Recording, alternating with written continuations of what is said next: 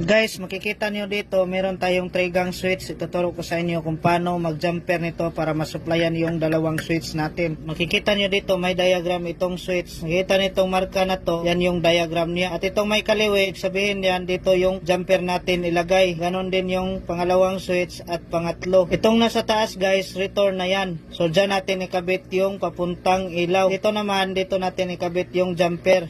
So meron tayong dalawang ginawa kong wire guys para jumper natin. Makita nyo dito guys, dito tayo mag-jumper papunta ng pangalawang switch para masuplayan ito. Next naman, dito naman tayo mag-jumper papuntang pangatlong switch para naman masuplayan ito.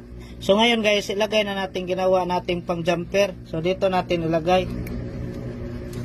Yan, na-connect na natin guys.